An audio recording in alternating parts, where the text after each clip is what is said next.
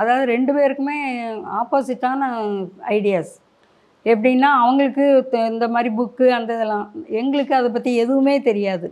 இப்போ கல்யாணம் ஆகும்போது எனக்கு 24 வயசு. கல்யாணம் ஆகி வரும்போது நான் டிகிரி முடித்து வந்த உடனே எனக்கு கல்யாணம். ஆனால் இவங்களுக்கு இந்த இடதுசாரி சிந்தனை, புக்கு இந்த மாதிரி ஒரு விஷயங்கள்லாம் எங்களை பொறுத்தளவில் எல்லாருமே ஆர்த்தடாக்ஸ் ஃபேமிலிங்கிறதுனால அவங்களுக்கு எல்லாமே எங்களுக்கு அப்படி தான் தெரியும். அப்புறம் கொஞ்சம் நாள் ஆக ஆக இவங்க புதுமை பித்தன் கதைகள், அங்கே எதுவும் மீட்டிங் போனாங்கன்னா அப்படிலாம் கூட்டிகிட்டு போவாங்க.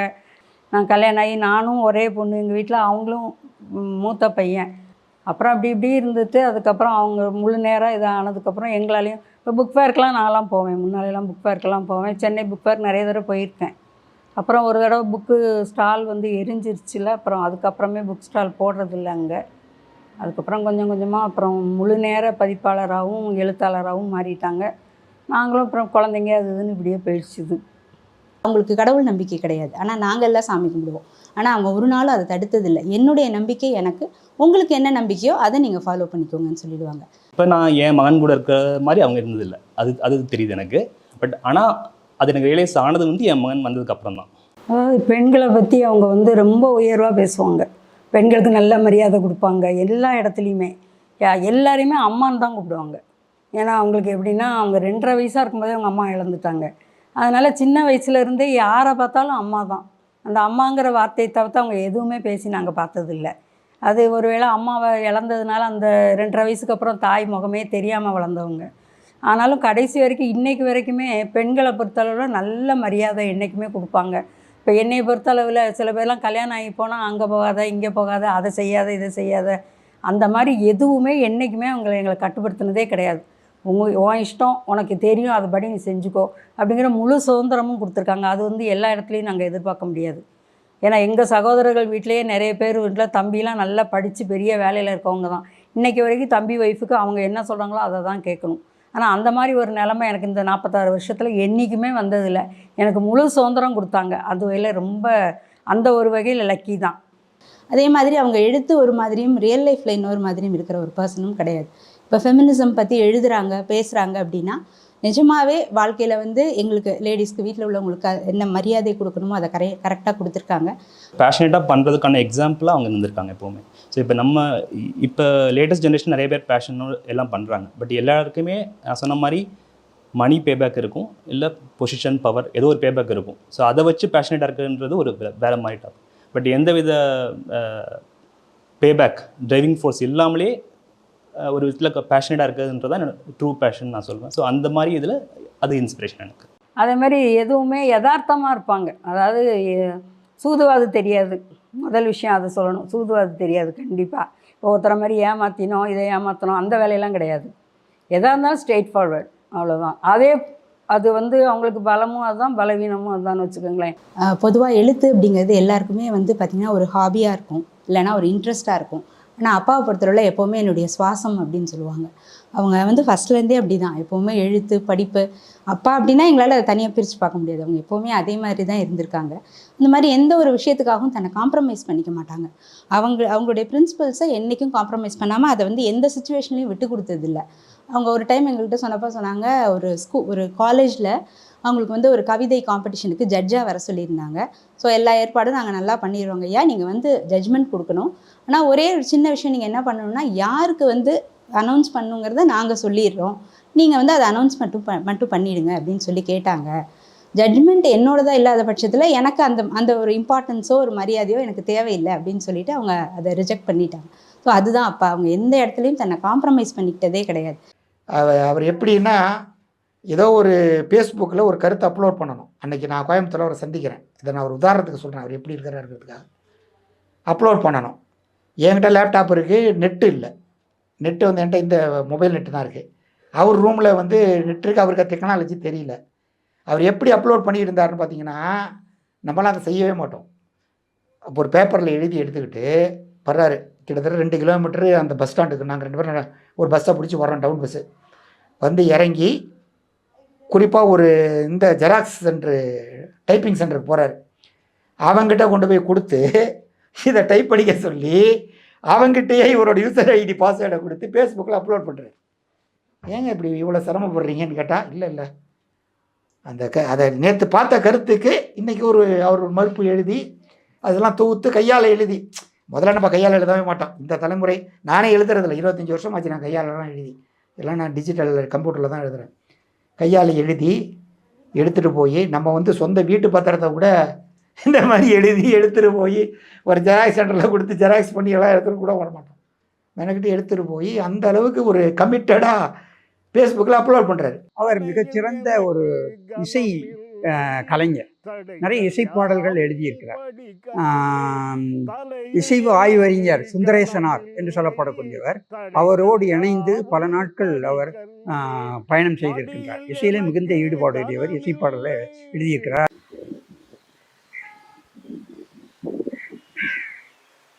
அவர் புதிய விற்பனை என்று சொல்லக்கூடிய ஒரு மனிதர். இடதுசாரியம் மார்க்சியத்தின் மீது மிகுந்த ஈடுபாடு கொண்டவர். அதற்கு எதிராக செயல்படும் எல்லா குழுவினரையும் கடுமையாக விமர்சனம் செய்கிற மரபை தன்னுடைய எழுத்துக்களினூடே அவர் கொண்டு வந்தவர்.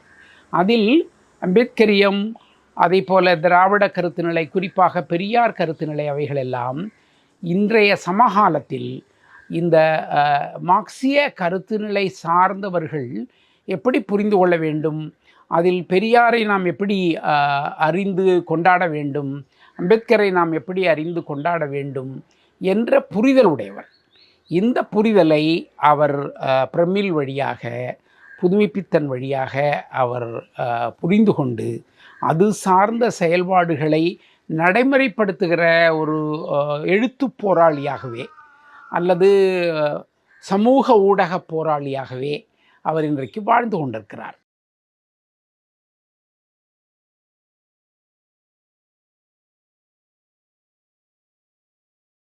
வானாளின் வழிநடத்திய தத்துவம் என்று ஒற்றைப்படையிலே சொல்வது காத்திரமானதாக இருக்காது. ஆனால் அதற்கான தொடக்க புள்ளி என்கிற பொழுது பெரியாரியம் என்று சொல்வதிலே எனக்கு எந்த தயக்கமும் இல்லை. ஏனென்றால் பெரியார் தான் எனக்கு அம்பேத்கரை அறிமுகப்படுத்தியவர். பெரியார் தான் கம்யூனிஸ்ட் அறிக்கையை அறிமுகப்படுத்தியவர்.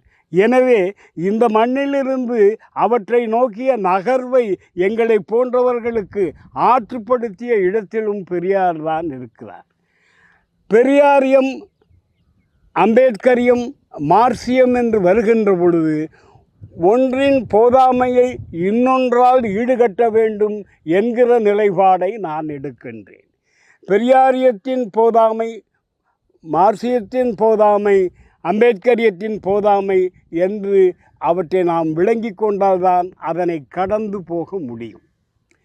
இன்றைய பின்னை நவீனத்துவ ஊழியில் ஒரு பெருங்கதையாடல் மட்டுமே நம்மை வழிநடத்தும் என்று சொல்வது காத்திரமான பார்வை ஆகாது. ஆக புதிய சிந்தனை பள்ளிகளோடு ஒரு உரையாடலை நிகழ்த்தி கொண்டே இருக்க வேண்டும். ஒரு மார்க்சியன், அடிப்படையில் மார்க்சியன் தான் நான், ஒரு மார்க்சியன் தன் புதிய சிந்தனை வெளிகளோடு உரையாடல் நிகழ்த்துகிறது என்கிற பொழுது பின்னை நவீனத்துவத்துடனான உரையாடலை தொடர வேண்டியவனாக நான் இருக்கின்றேன். இதனுடைய செய்திகளை எனக்கு முன்னால் சிறப்பாக பேசியவர்கள் என்று சொன்னால் சிவத்தம்பி அவர்களும் முத்துமோகனும் என்று சொல்ல வேண்டும். அவர் சொல்லுவார், முத்துமோகன் என்று சொல்லுவார், என்ன சொல்வார், ஒரு மார்க்சியன் பின்னை நவீனத்துவத்துக்குள் புகுந்து அதனுடைய படைக்கடங்களை கைப்பற்றி கொண்டு அதன் வயிற்றை கிழித்து கொண்டு வெளியே வர வேண்டும் என்று சொல்வார். நான் அப்படி அந்த படைமுகத்தினுடைய கருவிகளை கைப்பற்றி பின்னை நவீனத்துவத்தையும் கிழிப்பேன்.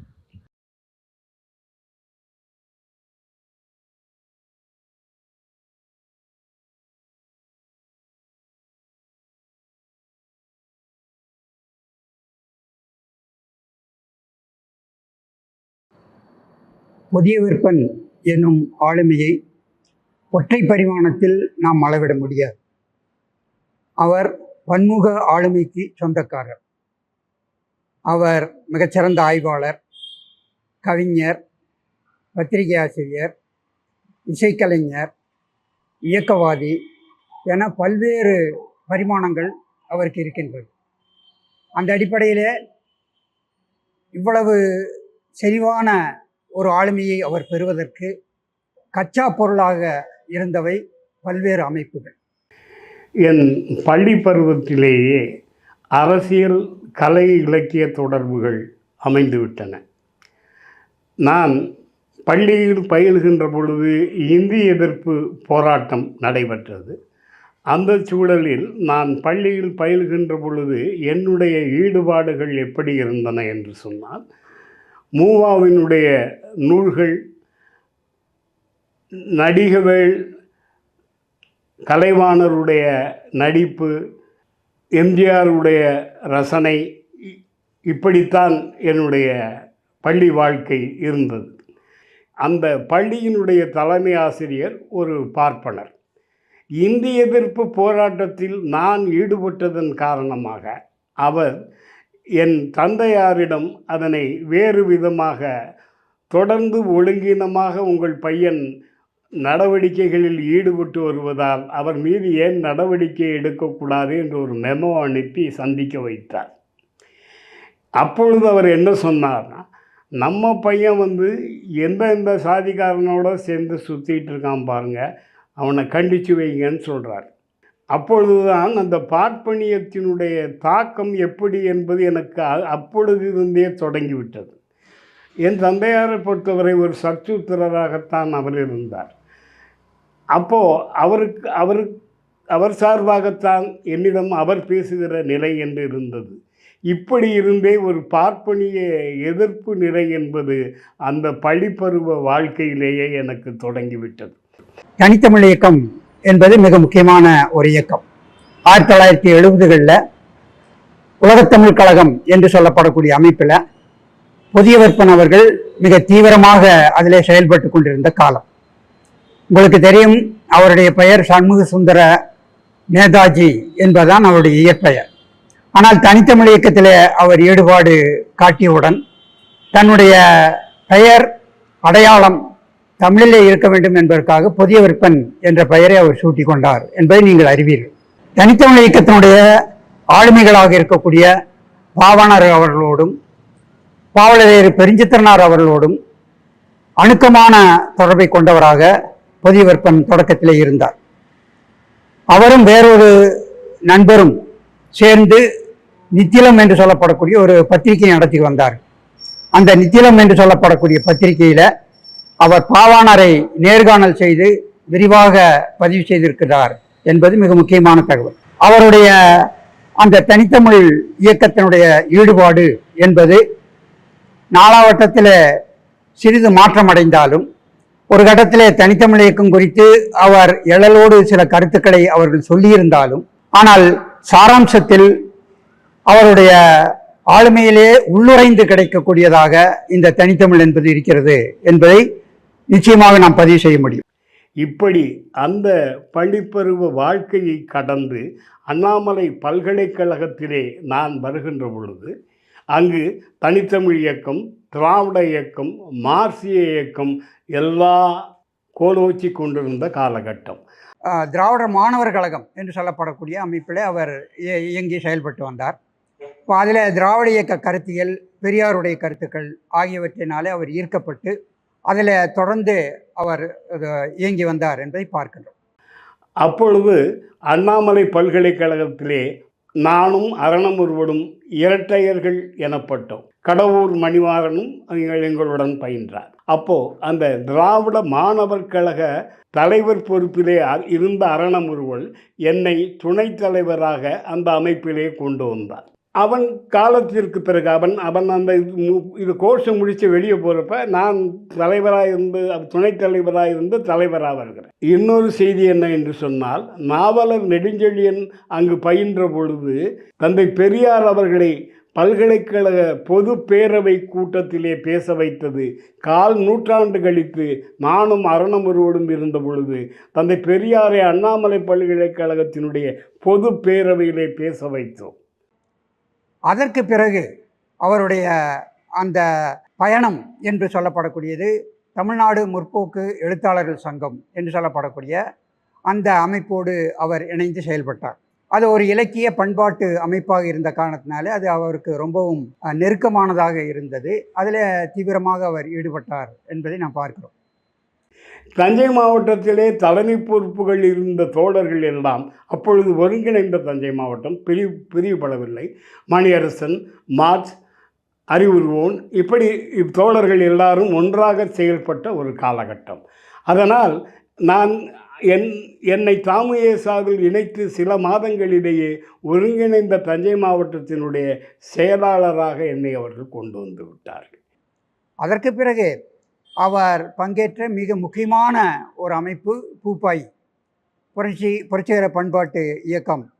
அந்த புரட்சி பண்பாட்டு இயக்கம் என்று சொல்லப்படக்கூடிய அந்த இயக்கமானது ஒரு முற்போக்கு கலாச்சார இயக்கமாக 80களில் கிளைத்தெழுந்தது.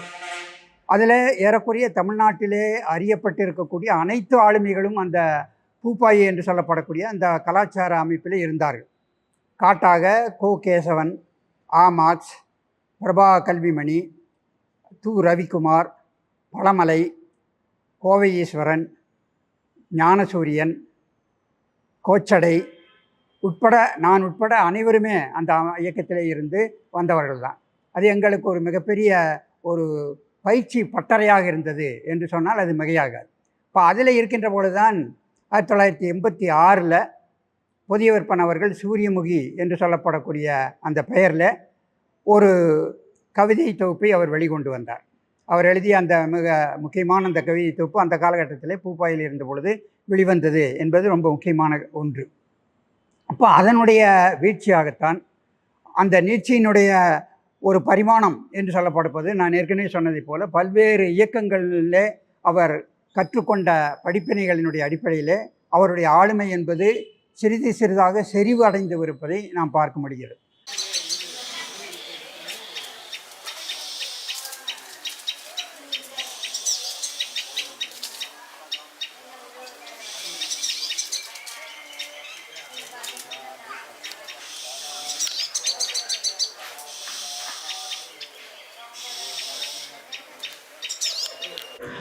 தமிழ் சமூகத்திலே 19ஆம் நூற்றாண்டிலிருந்து நமக்கு கிடைத்த இந்த அச்சுக்கருவியின் மூலம் நமக்கு ஒரு புதிய பண்பாடு உருவாகி இருக்கிறது என்று நான் கருதுகிறேன். அந்த பண்பாட்டைத்தான் நாம் ஒரு தமிழ் அச்சு பண்பாடு என்று சொல்லலாம்.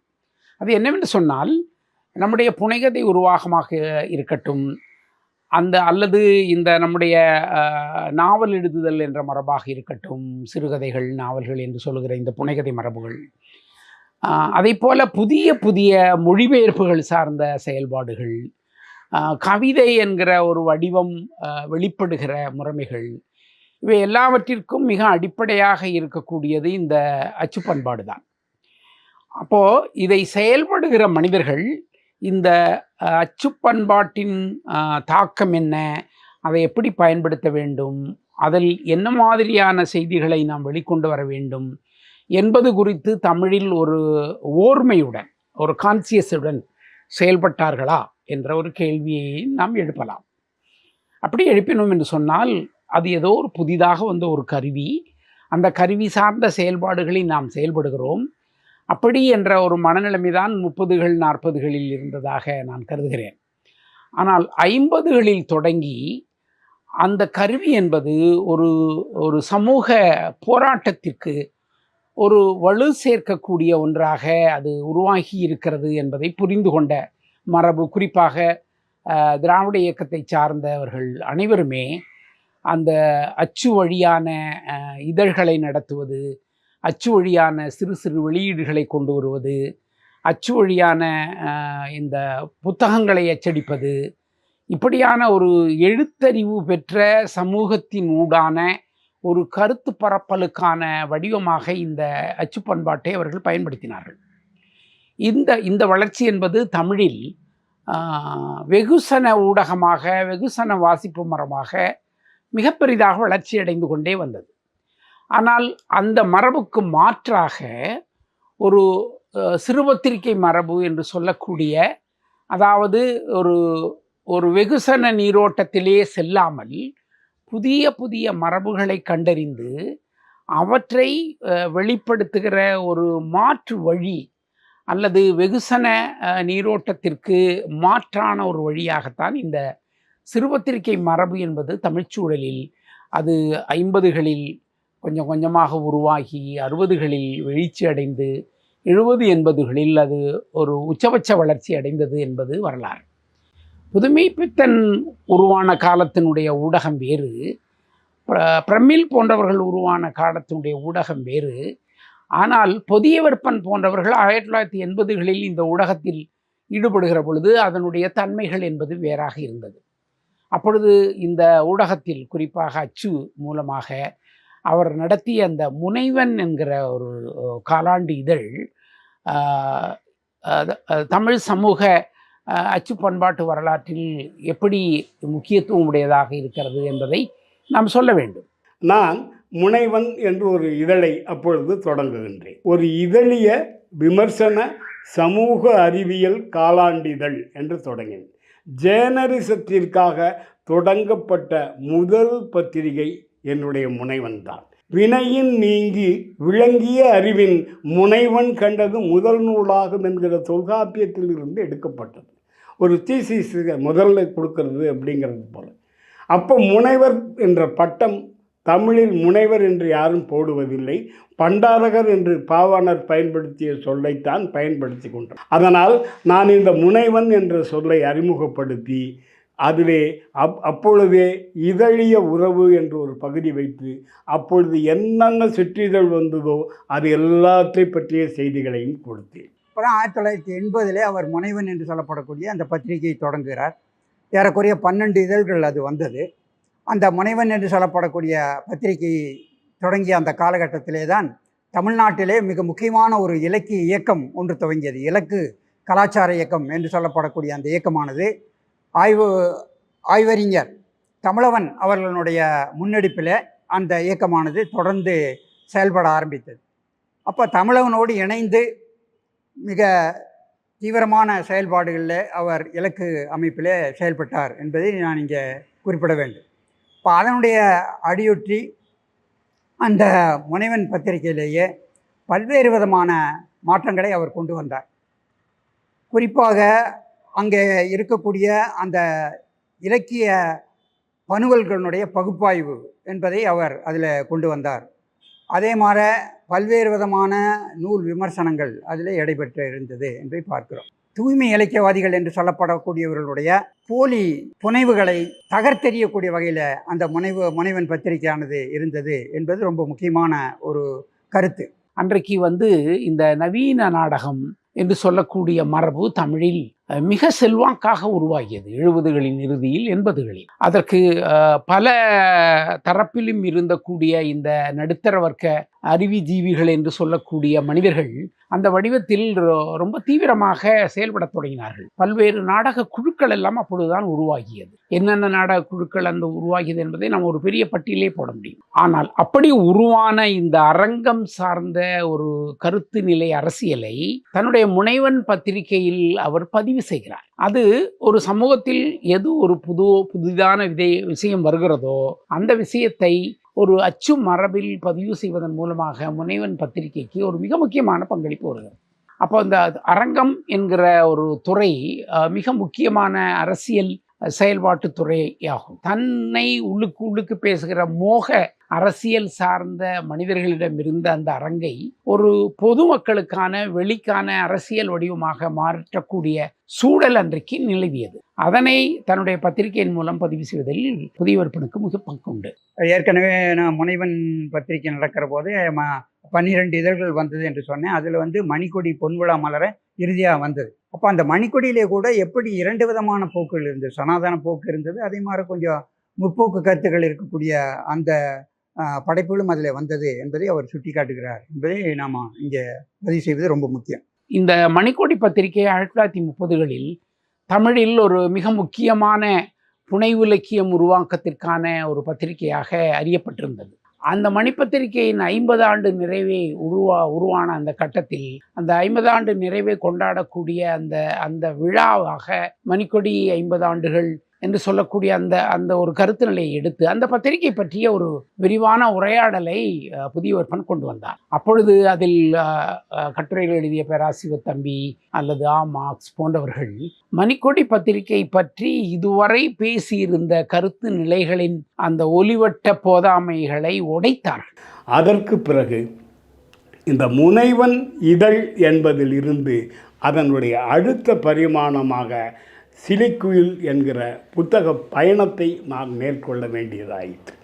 பாப்லோ நெருடாவினுடைய செல்வாக்கால் அவருடைய அந்த அந்த பின்பலத்தில் சிலி நாட்டை அடிப்படையாக கொண்ட அந்த சிலிக்குயில் பதிப்பகத்தின் மூலம் குறிப்பாக அன்றைக்கு முதல் தமிழ் சமூகத்தில் மிக தீவிரமாக காத்திரமாக புதிய எழுத்து முறைகளில் எழுதிய பேராசிரியர் மார்க்ஸ் போன்றவர்கள் எழுதிய எழுத்துக்களை வெளிக்கொண்டு வந்ததும் அதன் வழியாக நடந்த பல்வேறு செயல்பாடுகளும் அதே போல் ஈழத்து எழுத்தாளர்கள் டேனியல் அவருடைய நாவல்களை அச்சிட்டு வெளிக்கொண்டு வர வேண்டிய அந்த சூழலும், கத்தார் ஆந்திராவின் ஒரு மிக முக்கியமான புரட்சிகர பாடகர் அவருடைய செய்திகளை வெளிப்படுத்துவது என்பதுமான அந்த புத்தக வெளியீட்டு பயணத்தில் அவருடைய பங்களிப்பு மிக பிரமாண்டமானதும். சிலது நானே டிரான்ஸ்லேஷன் ஒர்க் பண்ணி கொடுத்துருக்கேன். அவங்களுக்கு சிலிக்குயிலுக்கு ஒரு செங்க வித்யாஞ்சலின்னு ஒரு புக் ஒன்று போட்டாங்கல்ல, ஒரு Kuldeep Nayar translation work English to Tamil பண்ணி கொடுத்தேன் அவங்களுக்கு. அந்த மாதிரி சின்ன சின்ன வேலை நானும் பண்ணேன். ஆமாம், ஒரு கட்டுரை ஒன்று வந்துச்சு, அதை இங்கிலீஷ்லேருந்து இங்கிலீஷ்லேருந்து தமிழ் டிரான்ஸ்லேட் பண்ணி கொடுத்தேன். வெளிப்படையாக சொல்லப்போனால் ஆமார்ஸ் போன்றவர்களுடைய நூல்களை வெளியிட வேண்டும் என்கிற ஆதங்கம்தான் என்னை அந்த பதிப்பு துறையிலே களமிறக்கியது என்று சொல்கிறேன். என்னுடைய அரசியல் திசை அணுவின் ஆசானாக ஆமார்ஸ் இருந்தார். அப்போ நாங்கள் சேர்ந்து செயல்பட்ட பொழுது அந்த சிலிக்குயில் பதிப்பகம் தவிர தோழமை என்றொரு இன்னொரு பதிப்பகத்தில் நான் பதிப்பாளராக செயல்பட்டேன். அதனுடைய முதலீடு எப்படி என்று சொன்னால், டேனியல் ஒரு புத்தகம் போட்டார், அவருடைய புத்தகம் விற்று எங்களிடம் கொடுத்து அந்த விற்று வர்றதை வச்சு நீங்கள் பதிப்பகங்கள் போட்டுங்கன்னு கொடுத்துட்டார். அந்த முதலீடும் வேலுசாமியினுடைய முதலீடும் சேர்ந்து தான் நான், வேலுசாமி, ஆமார்ஸு, ரவிக்குமார் 4 பேரும் பொறுப்பிட தோழமை என்று ஒரு இதழை தொடங்கினோம். அந்த முதல் இதழ் வந்தவுடனே எனக்கு முரண்பாடு வந்துவிட்டது. ஏனென்று சொன்னால் அந்த இதழிலே இலக்கியத்துக்கே இடமே இல்லை. அப்போ நான் மார்க்ஸை கேட்டப்போ, என்ன மார்க்ஸ் இல்லை, இலக்கியத்துக்கே இடம் இல்லையே அப்படின்னா, அதுக்கு தான் நிறையா இதழ் இருக்கு, நம்ம பேச வேண்டிய விஷயங்கள் நிறையா இருக்குது, அதை பேசுவோன்னாரு. இல்லைங்க, நீங்கள் செய்யுங்க, நான் விளைவிக்கிறேன்னு. ஏன்னா உங்களுக்கு என்ன முரண்பாடுன்னு? கருத்தியல் ரீதியாக முரண்பாடு இல்லைங்க, நான் அரசியல் புரிதலோடு இலக்கிய தளத்தில் செயல்படுறேன். நீங்கள் இலக்கியம் தேவையில்லைன்னா அந்த இடம் எனக்கு தேவையில்லை, நான் விளைவிக்கிறேன்னு சொல்லிட்டேன். அப்போ நீங்கள் எங்கள் குழுவிலேருந்தே வெளியேறுறீங்களான்னு. அதெல்லாம் ஒன்றும் இல்லை, உங்களுக்கு தான் பதிப்பெல்லாம் வச்சுருக்கீங்க, அதனால அப்போ வெளியீட்டாளர்னு போட்டுங்க, அதனால் ஆசிரியர் குழுவிலிருந்து என்னை விலக்கிடுங்கன்னு சொல்லிவிட்டு என்னுடைய வீட்டு முகவரியிலிருந்து தான் அந்த இதழ் வெளிவந்தது. இப்படி அந்த கூட்டு முயற்சியாக அந்த தோழமை என்பது. அப்புறம் அந்த தோழமையிலே ஒரு இதழ் கொண்டு வரலாம் என்று பேச்சு நடந்த பொழுது அதற்கு என்ன பெயர் வைக்கலாம் என்ற பொழுது பிரேம், ரமேஷ் 2 பேரும் பலர் ஆலோசனை குழுவுக்கு வருவார்கள். அவர்கள் நிறப்பிரிகை என்ற பெயரை அவர்கள்தான் பரிந்துரைத்தார்கள். நான் பறை என்ற பெயரை பரிந்துரைத்தேன். நிறப்பிரிகை என்ற பெயர் ஏற்றுக்கொள்ளப்பட்டது, பறை என்ற பெயர் நிராகரிக்கப்பட்டது. நிராகரித்தல் என்றால் தவறாக அல்ல, இப்படி தலித்து விஷயத்திற்கு நாங்கள் முக்கியத்துவம் கொடுக்குறோம், ஆனால் இதழ் பெயரை நிறப்பிரிகை என்றே நடத்துவோம்னு சொன்னோன்னா எனக்கு முரண்பாடு இல்லை, நடத்தலாம்னு சொல்லிட்டேன். நான் பறை என்பதை தொகை நூல் என்று தொடங்கினேன். அவங்க இதழ் நடத்துகிறப்ப நான் இன்னொரு இதழ் நடத்தினா நல்லா இருக்காது, நண்பர்கள் சேர்ந்து செயல்படுறோன்னா தொகை நூல் அப்படின்னு ஒன்று தொடங்கினேன். அது தமிழில் நான் தொடங்கிய புது மரபு. தொகுப்பு மரபு என்பது தமிழில் மிக ஒரு வளமான மரபு. தமிழ் அறிவுச்சூழல் மரபில் அது செவ்விலக்கியங்களாக இருக்கட்டும், பக்தி இலக்கியங்களாக இருக்கட்டும், பின்னாடி வந்த தனிப்பாடல்களாக இருக்கட்டும், அல்லது இலக்கண மரபுகளாக இருக்கட்டும், 20ஆம் நூற்றாண்டு கவிதைகளாக இருக்கட்டும், சிறுகதைகளாக இருக்கட்டும், இவைகள் எல்லாமே இந்த தொகுப்பு என்ற அச்சு பண்பாட்டின் ஊடாக உருவான ஒரு வளமையான மரபு. அந்த மரபை கையில் எடுத்துக்கொண்டு சில தொகுப்புகளை அவர் கொண்டு வந்தார். அதற்கு அவர் கொடுத்த பெயர் பறை, அந்த முழக்கம். தொகை நூலுக்கும் இதழுக்கும் என்ன வேறுபாடுன்னு சொன்னால், இதழில் வந்து நீங்கள் கட்டுரை இதழ் நடத்துவீங்க, யாரும் கட்டுரை அனுப்புவாங்க. தொகை நூல் அப்படி இல்லை.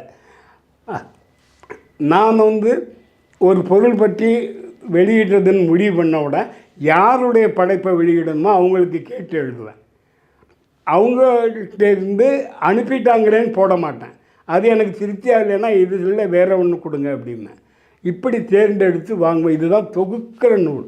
முதல் தொகுதி பறை என்பது தமிழில் புதிதாக உருவான கவிதை மரபு, தமிழில் புதிதாக உருவான பல்வேறு கலை உரையாடல்கள், அதே போல் தமிழில் உருவான புதிய சிந்தனை மரபுகள், தலித்தியம், அது சார்ந்த விஷயங்கள், இவைகள் குறித்த ஒரு திட்டமிட்ட ஓர்மையுடன் கட்டுரைகளை வெளிக்கொண்டு வருவதன் மூலமாக அந்த பறை ஒரு தனித்த செயல்பாடாக அன்றைக்கு அவர் முன்னெடுத்திருக்கிறார் என்று நான் கருதுகிறேன். ஆண்டுதோறும் ஒரு இதழை தான் வெளியிடுவதாக அவர் பிரகடனப்படுத்தினார். ஆனால் பல்வேறு காரணங்கள்னால அதை கொண்டு வர முடியவில்லை. ஏறக்குறைய 25 ஆண்டுகளுக்கு பிறகு 2015 பறையினுடைய 2வது தொகுப்பு இதழ் வந்தது என்பதை பார்க்கிறோம். ஒரு 25 ஆண்டுகளுக்கு பிறகு அடுத்து நான் ஒரு பறை தொகுத்தேன். அந்த தொகை நூலை மணல் வீடு என்கிற இதழ் வெளிக்கொணர்ந்தது. என்னுடைய ஒரு சொந்த அனுபவத்தை கூட அந்த பறை 2இல் நான் சொல்ல முடியும்.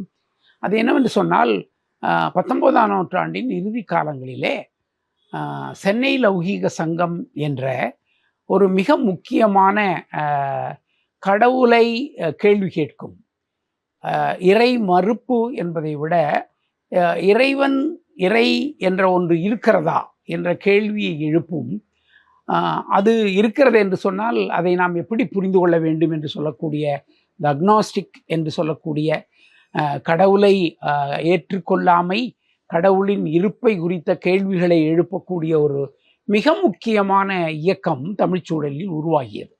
அவர்கள் தத்துவ வியசினி என்ற தமிழ் பத்திரிகையும் த திங்கர் என்ற ஆங்கில பத்திரிகையையும் ஒரு 10 ஆண்டுகள் நடத்தி 19ஆம் நூற்றாண்டு தமிழ் சமூகத்தில் ஒரு மிகப்பெரிய உடைப்பை செய்தவர்கள். இது குறித்து நான் விரிவாக எழுதி அந்த பத்திரிகையினுடைய கட்டுரைகளை எல்லாம் தொகுத்து ஒரு 6 தொகுதிகளாக அதை வெளிக்கொண்டு வந்திருக்கிறேன். ஏறக்குறைய ஒரு 7500 பக்கங்களை கொண்ட அதில் இருக்கக்கூடிய செய்திகள் மிக முக்கியமானவை. அது தமிழ் சமூகத்தில் ஓரளவு அறிவாளிகள் மத்தியிலே அந்த புரிதல் ஏற்பட்டிருக்கிறது. பொதுவான கல்வியாளர்கள் மத்தியிலே அதை பற்றிய புரிதல் இல்லை. ஆனால் புதிய விற்பன் தன்னுடைய பறை 2இல் அது குறித்து நான் எழுதிய ஒரு மிக விரிவான கட்டுரையை வெளியிட்டதன் மூலம் ஒரு நவீன புதிய கண்டுபிடிப்பான தமிழ் சமூக வரலாற்று மரபை அவர் அதில் பதிவு செய்திருக்கிறார் என்று நான் சொல்ல முடியும். இப்படி என்னுடைய அந்த முயற்சி என்பது ஒன்றிலிருந்து அடுத்ததற்கு நகர்ந்து கொண்டு இதழ், பதிப்பகம், தொகை நூல் என்று அதிலேயே தொடர்ந்தது. அதோடு ஒரு வாடகை நூலகத்தையும் நான் நடத்தினேன். அப்போது அந்த மாஸ் மீடியாவில் எப்படி ஒரு ஆர்வம் இருக்குங்கிற அந்த விஷயமும் புரிந்தது. அதற்கு பிறகு புத்தக பயணமாக பதிப்பு எந்த நிகழ்ச்சிகளிலும் நான் போய் கடை போடுவேன். அந்த கடை போடுகிற பொழுது எனக்கு அழைப்பிதழ் இல்லாத நிகழ்ச்சின்னு கூட வாசலில் போய் நான் பாட்டு புத்தகம் போட்டுருவேன். அப்படி தொடங்கிய அந்த இது பிறகு பபாசியில் நான் மெம்பர் ஆனேன். அந்த பபாசியில் பல ஆண்டுகள் சென்னையில் அந்த என்னுடைய புத்தக பயணமும் தொடர்ந்தது. அந்த புத்தக பயணத்தில் நடந்த ஒரு நிகழ்வு இவர் எடுத்து போட்டிருந்தார். ஒவ்வொரு ஆண்டும் அதை இன்ஸ்டியூட் பண்ணுவாங்க. அந்த ஆண்டு என்ன பண்ணிட்டாங்கன்னா இன்ஸ்டியூட் பண்ணல.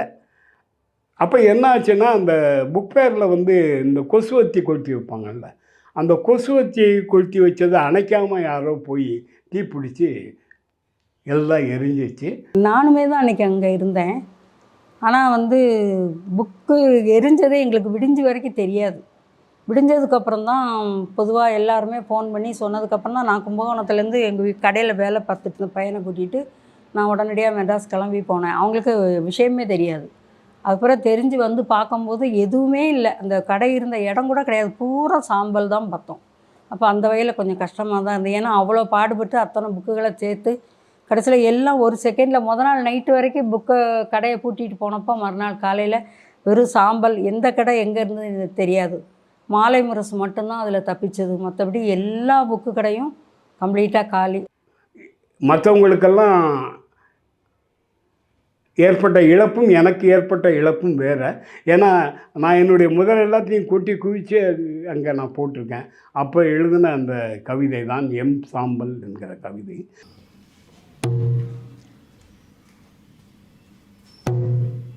உங்கள் சாம்பலை நீங்களே கண்டதுண்டா? உங்கள் சாம்பலை நீங்களே கண்டதுண்டா? கண்டோம் நாங்கள். அன்று மூர் மார்க்கெட், அப்புறம் யாழ் நூலகம், இன்று சென்னை புத்தகச் சந்தை. அன்று மூர் மார்க்கெட், அப்புறம் யாழ் நூலகம், இன்று சென்னை புத்தகச் சந்தை. எங்களில் ஒரு சிலர் தங்களின் சிதையை தாங்களே கண்டனர். எங்களில் ஒரு சிலர் தங்களின் சிதையை தாங்களே கண்டனர். தாமெறிய கண்டும் தமரெறியா வண்ணம் தடுத்தாட்கொண்டனர். தாமெறிய கண்டும் தமரெறியா வண்ணம் தடுத்தாட்கொண்டனர். திசையின் முகமெல்லாம் தேடித் திரட்டிய எம் ஜீவித சேகரம் யாவையும் இங்கே நீர் பூத்த சாம்பலானது. திசையின் முகமெல்லாம் தேடித் திரட்டிய எம் ஜீவித சேகரம் யாவையும் இங்கே நீர் பூத்த சாம்பலானது. எரிந்து போனது நூல்களும் தளவாடங்களுமாய், எரிந்து போனது நூல்களும் தளவாடங்களுமாய். ஏதோ எமது மூலதனம் மட்டும்தான். சிறுக சிறுக சிட்டுக்குருவியாய் சேமித்து சேமித்த எமது கடந்த காலமும் கனவுகளும் எல்லாமுமே கரிந்து போயின. கனவுகளும் எல்லாமுமே கரிந்து போயின. செல்வமெல்லாம் போகியாக உள்ளமெல்லாம் பொங்குகின்றது. இழப்பின் பெருமதியை இன்னதிட அறுதியிட எம்மாலும் ஆகாது. இழப்பின் பெருமதியை இன்னதென அறுதியிட எம்மாலும் ஆகாது. சாம்பல் மேடுகளில் எமது நிகழ்காலம். என்ன செய்யும் அரசாங்கம்? சாம்பல் மேடுகளில் எமது நிகழ்காலம். என்ன செய்யும் அரசாங்கம்? ஏதோ கொஞ்சம் கண் துளைக்கும், ஏதோ கொஞ்சம் கண் துளைக்கும். என்றாலும் சரித்திரத்தின் ஆரக்கால்களாம் எமது சகமனித ஜனசாகரத்தின் அலைக்கரங்களின் அரவணைப்பால் இந்த ஃபீனிக்ஸ்கள் இனியும் விழித்தெழும். எமது சகமனித ஜனசாகரத்தின் அலைக்கரங்களின் அரவணைப்பால் இந்த ஃபீனிக்ஸ்கள் இனியும் விழித்தெழும். புத்தக பயணத்தின் அர்த்தங்கள் புரிந்ததா? புத்தக பயணத்தின் அர்த்தங்கள் புரிந்ததா? எம் நூல்களின் சாம்பலிலிருந்தும் தொடரும் எம் புத்தக பயணம். எம் நூல்களின் சாம்பலிலிருந்தும் தொடரும் எம் புத்தக பயணம். இறுதியில் எம் சாம்பல்களிலிருந்தும் நூல்கள் எழும். இறுதியில் எம் சாம்பல்களிலிருந்தும் நூல்கள் எழும். எம் சாம்பல்களிலிருந்தும் நூல்கள் எழும். பன்னீர் மரத்து வீடு, பா. கோதண்டபாணி தெரு. இப்போ வீடெல்லாம் பெரிய வீடு, எல்லாம் சொந்த வீடு. கடைசி வரைக்கும் அதில் தான் இருந்தோம். கிட்டத்தட்ட 30 வருஷம் கும்பகோணத்தில் இருந்தோம். சொந்த வீடு தான். நம்ம வீட்டில் எல்லாருக்குமே தெரியும் நம்ம வீட்டை பற்றி. பார்த்துருக்கீங்களா? நீங்கள் வந்திருக்கீங்களா? அதாவது என்னுடைய ஆசிரியர் பாலசுப்ரமணியனார் அவர்கள் சொல்வார்கள், நாங்களெல்லாம் புத்தகம் போட்டு வீடு வாங்கினோம், பொதியவர்பன் வீட்டை விற்று புத்தகங்கள் போட்டார் என்று சொல்வார். என்னுடைய பதிப்பக வாழ்க்கைக்கு பின்னால் பல சூழல்களில் வீட்டை விற்று நாங்கள் வாடகை வீட்டுக்கு குடிபெயர நேர்ந்த காலம் முதல் அந்த வீடு சார்ந்த அலைக்கழிவும் புத்தகங்களை கொண்டு செல்வதுமான ஒரு பெரும்பாடாக இருந்தது. குழந்தையில் இருந்த பொழுது என்னுடைய மகளும் நாளும் தஞ்சை செல்ல வேண்டி நேர்ந்தது. என் மகன் பொறியியல் கல்லூரியிலே படித்தான். அந்த கல்லூரி தஞ்சையில் இருந்தது. என் மகள் தஞ்சையிலே உள்ள கல்லூரியிலே பணியில் அமர்ந்ததனால் இருவரும் கும்பகோணத்திலிருந்து தஞ்சை செல்ல நேர்ந்ததன் காரணமாக கும்பகோணத்திலிருந்து தஞ்சைக்கு நாங்கள் குடிபெயர்ந்தோம். அதற்கு பிறகு தஞ்சையிலிருந்து கோவைக்கு குடிபெயர நேர்ந்தது. கோவைக்கு குடிபெயர்ந்த பின்னாலும் பல்வேறு இடங்களுக்கு மாற்றி மாற்றி நூல்களை கொண்டு செல்ல வேண்டிய நிலைமை ஏற்பட்டது. அந்த சூழலிலே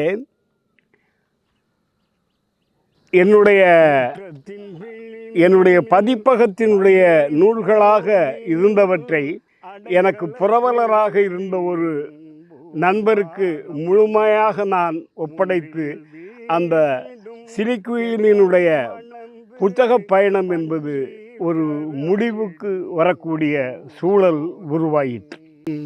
முற்றத்தின் விளிம்பினில் வைகரை பொழுதினில் அடைக்கல குருவியின் பூபாலம் முன்றிலில் வீசிடும் தென்றலில் மணந்து பன்னீர் சரமிடும் பூகோலம் இடம்பெயர்ந்தேகலாம் இடம்பெயர்ந்தேகலாம் இங்கேயே சாகலாம் இடம்பெயர்ந்தேகலாம் இங்கேயே சாகலாம் என மனம் தினம் தினம் இழுவரி பெண்டுளம் போல் திண்டாடும் காவிரி செவிலியின் கரங்களுக்கிடையினில் காவிரி செவிலியின் கரங்களுக்கிடையினில் கரைந்திடும் வாழ்க்கை ஆனாலும் காவிரி செவிலியின் கரங்களுக்கிடையினில் கரைந்திடும் வாழ்க்கை ஆனாலும் தாமிரபரணியின் தாய்மடி தேடியே தாமிரபரணியின் தாய்மடி தேடியே ஜீவிதம் முழுவதும் அலைமோதும். இப்போ அந்த காலகட்டங்கள்லாம் ரொம்ப ரொம்ப சோதனை மிக்க காலகட்டங்கள். இப்போது உங்களுக்கு உடல் உழைப்பு செய்ய வேண்டும் என்று சொன்னால் நீங்கள் உங்களுக்கு மனசு கஷ்டமாக இருந்தாலும் நீங்கள் உடல் உழைப்பு செய்யலாம். ஆனால் இந்த மாதிரி எழுதுவது படிப்பது இந்த மாதிரி மூளை சம்பந்தமான வேலையை நீங்கள் அப்படி செய்ய முடியாது. உங்களுக்கு ஒரு மனம் ஒரு அமைதியான சூழ்நிலை அல்லது குறைஞ்சபட்சம் ஒரு தொல்லையில்லாத சூழ்நிலை இருந்தால் தான் அந்த மாதிரியான வேலைகளை செய்ய முடியும். உடல் உழைப்பு மாதிரி மனசு எப்படி இருந்தாலும் வேலை செஞ்சுட்டு இருக்கிற மாதிரி அப்படி செய்ய முடியாது. இப்போ அந்த மாதிரி ஒரு சூழ்நிலையில் கூட இவர் தொடர்ந்து தொய்வுறாமல் அவருடைய இலக்கிய இயக்கம் என்பது தொடர்ந்து போனது என்பது ரொம்ப ஒரு அமானுஷ்யமான விஷயம். மாணவ பருவமாக இருந்த சமயத்திலேயே புதுமைப்பித்தனை பற்றி எழுதிய அந்த கட்டுரை என்பது இன்றும் மிகச்சிறந்த ஒரு திறனாய்வு கட்டுரையாக கருதப்படுகிறது. கல்லூரிகளில் பாடநூலாக வைக்கப்பட்டிருக்கிறது என்பதையெல்லாம் பார்க்கிறோம். புதியவர்பனை பொறுத்த வரைக்கும் அவரோட எழுத்து பாணி என்பதே ஒரு உரையாடல் தன்மை வாய்ந்தது தான். ஏதோ உரையாடல் தன்மை வாய்ந்ததுன்னு சொன்னோம்னா எப்போதுமே அவர் ஒரு ஜனநாயக ரீதியாக விஷயங்களை கொண்டு போக வேண்டும் என்பதில் ரொம்ப ஆழமான ஒரு ஈடுபாடு உள்ளவர். அதனால் என்ன பண்ணுவார்னா எந்த ஒரு கருத்தையுமே உரையாடலுக்கு உட்படுத்தணும், அதான் தன்னுடைய கருத்து தான் முக்கியமானது, அதை தான் எல்லாரும் கேட்கணும் என்ற எண்ணம் இல்லாமல் எதிர்கருத்தையும் எடுத்துக்கொண்டு பேசணும் அப்படின்னு நினைக்கக்கூடிய ஒரு தன்மை அவர்கிட்ட இருக்குது. அதனால் உரையாடல் என்பது கிட்டத்தட்ட நீங்கள் அந்த உரையாடல் தன்மை அவர் போகிறதுக்கு ஆர்ஜின்னு பார்த்தீங்கன்னா தமிழ் இலக்கியத்தில் இருக்கிற கூற்று கோட்பாடுன்னு ஒன்று இருக்குது. சிலப்பதிகாரத்துலலாம் அது நம்ம வாசிச்சிருப்போம். கூற்று கோட்பாடுனா என்னன்னு சொன்னீங்கன்னா எந்த ஒன்றையுமே ஒரு உரையாடல் வடிவத்தில் ப்ரெசென்ட் பண்ணுறதுங்கிறது தான் அந்த கூற்று கோட்பாடோட அடிப்படை. நீங்கள் அநேகமாக தமிழில் முன்னம் அப்படின்னு ஒன்று இருக்குது, அது தொல்காப்பியத்தில் கூட முன்னம்னு ஒன்று சொல்லுவாங்க. அப்போ முன்னம் என்றதனுடைய அடிப்படை என்னன்னா எந்த ஒரு பேச்சுமே உரையாடல் வடிவத்தை கொண்டது தான். என்ன உரையாடல் ரெண்டு வடிவத்தில் இருக்கும். ஒன்று நமக்குள்ளார நடக்கும், நமக்குள்ளாரையே நம்ம வாதிப்போம், செய்யலாமா செய்ய வேணாமா என்று வாதிச்சுட்டு இருப்போம். இன்னொன்று வெளிப்படையாக எதிரில் ஒரு ஆள் இருந்தால் அவரோட பேசுவோம். இதுதான் அந்த உரையாடல் வடிவத்தோட அடிப்படை. தோழர் வேமு புதியவர்பனை போல ஒரு ஆளுமையை நாம் பார்க்கறது அரிது. ஏன்னா அவர் ஒரு தனித்த ஆளுமையாக இருக்கிறாரு. நிறைய பேர் எழுதுகிறாங்க, நிறைய சாதனைகளையும் பண்ணிக்கிட்டு இருக்கிறாங்க. ஆனால் புதிய விற்பனுடைய இடம் எங்கே தனித்துவமாக ஆகுது அப்படின்னு சொன்னால், ஒரு மரபையும் புதுமையையும் இணைக்கின்ற ஒரு பெரிய பாலமாக அவர் இருக்கிறார். ஆனால் அதே போல் அவருடைய முறையியல், அவருடைய பார்வை, அவர் ஒரு சமூகத்தை அல்லது இலக்கியத்தை ஒரு ஒரு பார்ப்பதற்கான ஒரு முறையியல் இருக்கு இல்லையா, அந்த முறையியல் அவரோடது மரபையும் புதுமையையும் இணைக்கிற மாதிரி இருக்குது. ஆனால் புதிய விற்பனை பொறுத்தவரை இருக்கக்கூடிய ஒரு மிக முக்கியமான முறையியல் என்பது என்னவென்று சொன்னால், தான் என்ன ஒரு செய்தியை பேச விரும்புகிறாரோ அதில் அவர் தன்னை முதன்மைப்படுத்தாமல் அந்த கருத்து நிலை சார்ந்து கடந்த பல ஆண்டுகளாக பல சூழல்களில் பல்வேறு அறிஞர்கள் என்ன செய்திகளை வெளிப்படுத்தி இருக்கிறார்கள் என்பதையெல்லாம் அவர் விரிவாக தொகுத்து தருவார். அந்த தொகுத்து தருகிறதன் மூலமாக நாம் அவர் சொல்லக்கூடிய செய்தியினுடைய அந்த தர்க்கத்தை நம் மனதில் ரொம்ப அழகாக உள்வாங்க முடியும். அந்த தர்க்கத்தின் விளைவாக இறுதியாக இவ்வளோ பேர் பேசக்கூடிய இந்த தர்க்க மரபுதான் தன்னுடைய ஆய்வு மரபின் முடிவு என்பது போல அவர் அந்த ஆய்வை முடித்து செல்வதை நாம் புரிந்து கொள்ள முடிகிறது. இது பலராலும் கூட பல்வேறு செய்திகளை தொகுத்து தருகிற ஒரு மனிதராக அவரை பேசுகிற, அது அவருடைய ஒரு மிதமான முறையியலில் சரியற்ற முறையியல் என்பது போல கூட சிலர் அது பற்றியான சில கருத்து நிலைகளை சொல்லியிருக்கிறார்கள். எனக்கு அதில் உடன்பாடு இல்லை. மாறாக தன்னை முதன்மைப்படுத்தாமல் தான் சொல்லுகிற ஒரு கருத்து நிலைக்கு இங்கே இருக்கக்கூடிய ஒரு மிக பிரமாண்டமான பதிவுகளெல்லாம் எவை அந்த பதிவுகளை பாருங்கள், அந்த பதிவுகளிலிருந்து தான் நான் செயல்படுகிறேன் என்று சொல்லக்கூடிய அவர் தன்னை இரண்டாம் பட்சமாக்கி அந்த கருத்து நிலையை முதன்மைப்படுத்துபவர்களை எல்லாரையும் முதன்மைப்படுத்தி பேசுகிற அந்த மரபு மிக முக்கியமான மரபாக நான் கருதுகிறேன். அவருடைய எல்லா கட்டுரையிலும் அப்படித்தான் இருக்கும்.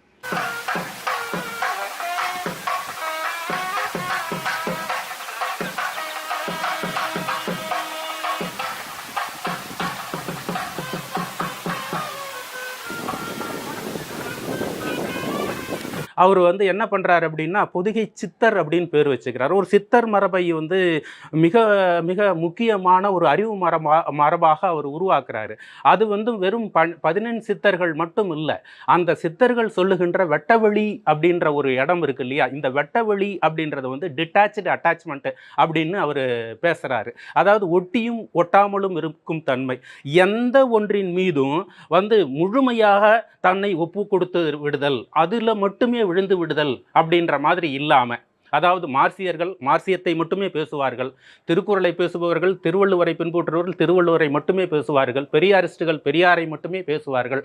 அப்படி ஒரு ஒற்றைத்தன்மையாக சுருங்கி விடாமல் பெரியார்கிட்ட இருந்தும் மார்க்ஸ்கிட்ட இருந்தும் அம்பேத்கர்கிட்ட இருந்தும் அதே மாதிரி வள்ளலார்கிட்ட இருந்தும் சங்க இலக்கியத்தினுடைய, அதாவது நம்முடைய தொல் தமிழர் சமயமான ஆசிவக மரபுகிட்ட இருந்தும், இதில் சைவ மரபில் திருநாவுக்கரசரை திருஞான சம்பந்தரை மறுதளிச்சுட்டு திருநாவுக்கரசரையினுடைய அந்த தமிழ் மரபை அவர் சலிச்சு எடுக்கிறதாகட்டும், இப்படி பல்வேறு தளங்களில் உள்ள ஒரு ஆக்கக்கூறுகளை அவர் தனக்குரிய ஒரு வாசிப்பு முறையாக கைக்கொள்கிறார். அவரே தன்னை பற்றி அடிக்கடி சொல்லிக்கொள்ளுகிற ஒரு விஷயம், அவர் ஈரோட்டுக்காரனுக்கும் வடலூர்காரனுக்கும் நான் பாத்தியப்பட்டவன். அந்த வடலூரும் ஈரோடும் சங்கமிக்கக்கூடிய ஒரு மரபில் இருந்து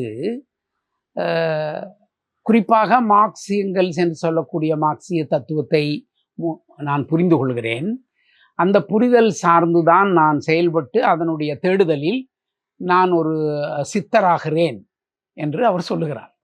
அதனால தான் அவர் பொதிகை சித்தர் என்று தன்னை அவர் சொல்லிக்கொள்வதும் அவருடைய அந்த கருத்து நிலை மரபு சார்ந்த ஒரு அடையாளமாக நாம் புரிந்து கொள்ளலாம். ஈரோடும் வடலூரும் கலக்கிற ஒரு புள்ளி, சந்திக்கிற ஒரு புள்ளி என்று அவர் அதைத்தான் சொல்லுகிறார். இந்த பார்வையும் அந்த பார்வையும் கண்ணகன் சொன்னது போல மகளுனின் மஞ்சள் பூனை பற்றி எழுதுகிற அதே நேரத்திலே பெரியாரினுடைய புதுமைப்பித்தனுடைய அந்த கலகத்தையும் இணைத்து பார்க்கிற அந்த பார்வை என்பது அது வேறு இது வேறு, அது இதை பாதிக்கலாம். ஆனால் இதனுடைய செயல்பாடு என்பது நாம் சரி செய்து கொள்ளக்கூடியது. பிரபஞ்சத்தினுடைய விதிகளை நீங்கள் சரி செய்து கொள்ள முடியாது, உணரத்தான் முடியும். ஆனால் சமூக விதிகளை நீங்கள் சரி செய்து கொள்ள முடியும், போராட முடியும், சரி செய்து கொள்ள முடியும். இது ரெண்டையும் இணைத்து பயணிக்கிற ஒரு திறனாய்வாளன் என்றால் அது நம்முடைய வேமு புதியவர்பன் ஐயா அவர்கள் தான் என்பது என்னுடைய பார்வை. அந்த அவர் சொல்லுகிற சித்தரியம், அது சார்ந்த மனநிலைமைகள், அதை ஒரு தத்துவார்த்த கருத்து நிலை சார்ந்து எப்படி புரிந்து கொள்வது என்பதிலே நமக்கு சில சிக்கல்கள் இருக்கலாம். அது அவருடைய தனிப்பட்ட ஒரு தான் என்று சொல்லக்கூடிய ஒரு புரிதல் சார்ந்து அவர் அதை செயல்படுகிறார் என்பதற்காக அதற்குள் நாம் தீவிரமான கேள்விகளை எழுப்ப வேண்டிய ஒரு அவசியம் இல்லை. ஒரு தனிப்பட்ட மனிதனுடைய புரிதலாக நாம் அதை புரிந்து கொள்ளலாம்.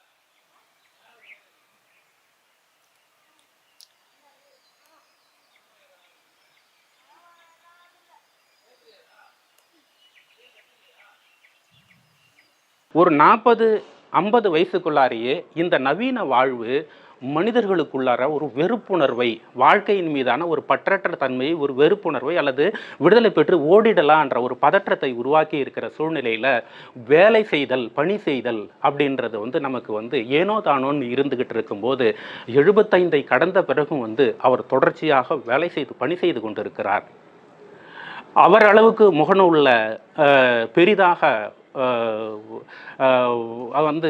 ஒரு சமூகம் சார்ந்த ஒரு பார்வையோடு செய்திகளை பதிவிடுதல், அதற்கான எதிர்வினைகளை காணுதல், அந்த எதிர்வினைகளை தொகுத்தல், இந்த செய்திகளை தொகுத்தல், இந்த பதிவுகளை தொகுத்தல், இந்த தொகுத்த பதிவுகளை உடனுக்குடனாக புத்தகங்களாக மாற்றுதல் அப்படின்ட்டு ஒரு தொடர்ச்சியான இயக்கம். நீங்கள் இன்னைக்கு போய் அவர்கிட்ட பேசினா கூட இப்போ என்ன வேலை போயிட்டுருக்கு, என்ன புத்தக வேலை போயிட்டுருக்கு, என்ன கட்டுரை எழுதிக்கிட்டு இருக்கிறேன், இந்த விவரங்களை விலாவாரியாக சொல்லுவேன். பொறுப்புணர்ச்சி, எதையும் திட்டமிட்டு செய்கிறது. எங்களெல்லாம் ஒரு கட்டுரை எழுதுங்க, ஒரு ஆராய்ச்சி கட்டுரை எழுதி வாசிங்க அப்படின்னாக்கா நாங்கள் ஒன்றும் பாதியமாக படிச்சுட்டு போயிட்டு ஏதோ ஒன்று சொல்லிட்டு வர முயற்சி செய்கிற நேரத்தில் அவருக்கு எந்த கமிட்மெண்ட் இருந்தாலும், எந்த விதமான எந்த இதுக்கு ஒத்துக்கிட்டாலும் ஒரு வாரம் முன்னதாக அந்த கட்டுரையை தயாரிச்சிருவார். அந்த கட்டுரை 30 பக்கம் 40 பக்கம் 60 பக்கம் போகும். தயாரித்து எடுத்துக்கிட்டு போயிட்டு அதை அங்கே வச்சு வாசிப்பார். அப்போ அவர்கிட்ட கற்றுக்க வேண்டிய விஷயங்கள் பலதும் இருக்குது. கிட்டத்தட்ட நான் எப்போ ஃபஸ்ட்டு புதியவர்பன் எப்படி பார்த்தனோ அதே மாதிரி தான் இப்போ போன வாரம் நான் தஞ்சாவூரில் பார்த்தேன்னா அப்படியே தான் இருக்கார். அவர் அந்த அவருடைய அந்த ஸ்திதின்னு சொல்லுவாங்க சமஸ்கிருதத்தில், நம்ம தமிழ் அதுக்கு சரியான வார்த்தை என்னன்னு எனக்கு தெரியல. ஒரு நிலை, அவருடைய நிலை என்பது மாறலை. அதில் தெளிவாக நாங்கள் முதல் நாள் பார்த்த அப்படி நிறைய கருத்தியல் மாறுபாடுகள் அவர் நிறையா வந்திருக்கு. அது கூட எப்படின்னா அவரோட சேர்ந்துக்கிட்டே இருக்குது. அவரோட அடிப்படை என்பது என்ன அப்படின்னு பார்த்தீங்கன்னா, ஒரு மனித விடுதலை, ஒரு முற்போக்கான சிந்தனை, எல்லோருக்கும் சமத்துவ அரசியல், இந்த மாதிரி சனாதன எதிர்ப்பு, வைதிக எதிர்ப்பு, இது மாதிரியான சில அடிப்படைகளில் அன்னையிலேருந்து வரைக்கும் ஒரே நிலைப்பாடு தான் இருக்குது. வேமு புதியவர்பன் ஐயா அவர்களுடைய இந்த நீண்ட பயணத்தில் தன்னுடைய வாழ்நாளில் தான் நம்புகிற அந்த கருத்தை தன்னுடைய படைப்புகளிலே, திறனாய்வுகளிலே அதை மையப்புள்ளியாக இட்டு செல்கிற அந்த பயணத்தில், நெடும் பயணத்தில் அவர் எந்த சமரசங்களையும் இதுவரை செய்து கொண்டதே இல்லை. அப்படி சமரசங்களை செய்து கொண்டிருந்தால் இந்நேரம் அவருக்கு வேறு கதவுகள், வேறு விதமான கதவுகள், கல்வித்துறை சார்ந்த கதவுகள், வேறு மீடியா சார்ந்த கதவுகள் எல்லாம் திறந்திருக்கும். அவர் இன்னும் பொருள் ரீதியாகவோ வேறு புகழ் ரீதியாகவோ இன்னும் சற்று வேறு எல்லைகளுக்கு அவர் சென்றிருக்கக்கூடிய வாய்ப்புகள் இருக்கிறது. ஆனால் அந்த எந்த விதமான சமரசமும் அவர் செய்து கொள்ளாமல் தான் நம்பிய, தான் முன்னெடுத்த கருத்துக்களை வாழ்நாள் முழுவதும் கொண்டு செலுத்தினார் என்பதுதான் அவருடைய வெற்றியாகவும் சிறப்பாகவும் நான் கருதுகிறேன். இன்னைக்கு கிட்டத்தட்ட 76 வயசில் அதில் எழுதுறது வழியாக இன்றைக்கி சமகாலத்தில் இருக்கிற இளைஞர்களுக்கு பல செய்திகளை கொண்டு போய் அவர் சேர்த்துக்கிட்டே இருக்கார். அதில் எந்த விதமான அவருக்கு காம்ப்ரமைஸுமே கிடையாது. அவர் இருக்கிற விஷயங்களை முன்வைக்கிறார், அப்படியே முன்வைக்கிறார். எந்த விதமான ஒரு முகத்தாட்சணியமும் இல்லாமல் முன்வைக்கிறார். அப்படி முன்வைக்கிறது மூலமாக இன்றைக்கி இருக்க இளைஞர்களுக்கு இந்த அளவுக்கு பழைய இந்த முன்னோடிகள் இருக்கிறவங்கள்ட்டேருந்து இப்படி வருதா அப்படின்னா இல்லை. அதை செய்வதன் மூலமாக மட்டுமே நம்ம அதற்காக மட்டுமே நம்ம வந்து பொதிகை விற்பனையை வந்து கொண்டாட வேண்டியிருக்கு. 60 ஆண்டுகளில் தமிழ் சமூகத்தில் நடந்த வரலாற்றை, அதில் உருவான கருத்து நிலைகளை புரிந்து கொண்டு, அந்த கருத்து நிலைகளில் நல்ல அம்சங்களை தனதாக்கி கொண்டு, அதற்காகவே நாள்தோறும் உரையாடி தர்க்கமாக பேசி வாழ்ந்து கொண்டிருக்கிற ஒரு போராளியாகவே நான் அவரை புரிந்து கொள்கிறேன். ஒரு நபர் அல்லது ஒரு படைப்பாளி அல்லது ஒரு இலக்கிய விமர்சகர் நீடித்து நிற்க வேண்டும் என்று சொன்னால் பல்வேறு புறக்காரணங்கள் இருக்கிறது. ஒரு பாரம்பரியமான குடும்பத்திலேருந்து வந்திருக்கணும், அதே மாதிரி பெரிய ஊடகத்தினுடைய பின்னணி அவர்களுக்கு இருக்கணும், அல்லது பெரிய ஒரு அரசியல் கட்சியினுடைய பின்னணி இருக்கணும். இது எதுவுமே அவருக்கு கிடையாது, எதுவுமே கிடையாது. சுயம்புவாக அவர் வர்றார். சுயம்புவாக வந்து தான் அவர் இந்த மாதிரியான ஒரு இடத்தை அடைந்திருக்கிறார் என்பதை பார்க்குறோம். இப்போ அதுக்கு அவருடைய அந்த உழைப்பும் வைராக்கியம் அதுதான் ரொம்ப முக்கியமானது ஒரு காரணம் என்று நினைக்கிறேன். வேறு பின்னணி இல்லை. பின்னணியிலிருந்து வந்தார்னா அது ரொம்ப எளிதாக போயிடும். அது ஒரு ராஜபாட்டை மாதிரி, ஒரு ரோஜா இதழ்கள் மீது நடக்கிற மாதிரி. இவருடையது முள்பாதையில் நடக்கிற மாதிரியான ஒரு நிலை. இப்போ அதிலிருந்து இருக்காருங்கிறது தான் அவருடைய முக்கியத்துவம். அதனால தான் அவர் இவ்வளோ தூரம் நிற்கவும் முடிகிறது. அது ரொம்ப முக்கியமான காரணம். ஏன்னா புறத்தில் அவரை தூக்கி தாங்கி பிடிக்கக்கூடிய மாதிரியான ஒரு பின்னணி கிடையாது. அவராக நிலைத்து சுயம்புவாக நான் ஏற்கனவே சொன்னதை போல் ஃபோனிக்ஸ் போல் வந்து நின்னார். இப்போ அதனால தான் தொடர்ந்து அவர் நிற்க முடியுது. எனவே அப்படிப்பட்ட இருக்கிற போது அப்போ இவர் தான் ஒரு மிகச்சிறந்த ஒரு அண்மை காலத்தில் நான் ஏற்கனவே சொன்னதை போல் பழமைக்கும் புதுமைக்கும் மரபுக்கும் நவீனத்துக்குமான ஒரு இணைப்பு பாலமாக இருக்கக்கூடிய ஒரு மிகச்சிறந்த ஆளுமையாக இருக்கிறார்.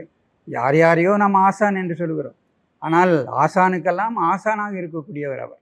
எனவே அந்த புதிய வெப்பன் என்று சொல்லப்படக்கூடிய ஆசானை கொண்டாட வேண்டிய ஒரு தார்மீக கடமை தமிழ் சமூகத்துக்கு இருக்கிறது என்று நான் கருதுகிறேன். என் வாழ்க்கை முழுக்க வாசிப்பும் உரையாடலும் தான். நூல் வாசிப்பு மட்டுமல்ல, நூலை வாசித்தல், வரலாற்றை வாசித்தல், மனிதர்களை வாசித்தல் என்று என்னுடைய வாசிப்பு பல்கி கொண்டே போகும். அதுபோல் என் முன்னோர்களோடு உரையாடல், என்னுடைய சரவடியோடு உரையாடல் என்று என்னுடைய உரையாடல் தொடரும். என்னுடைய காலத்துக்கு பின்னாலும் என் நூல்கள் பேசும். எழுதினனா என்ன ததாகதன், பேச்சை தவிர என்ன செய்தனர் ஓசோவும் ஜேகேயும், எல்லாம் பேசியதை தான் நூல்களாக ஆகின்றன. ஆக இந்த சமூகத்தை நான் வாசிக்கின்றேன், வாசித்தலால் நான் உயிர்த்தெடுக்கின்றேன், அதனை உரையாடலாக தொடர்ந்து நடத்துகின்றேன். என் கல்லறைக்கு பின்னாலும் அந்த உரையாடல் இந்த சமூகத்தை வழி நடத்தும்.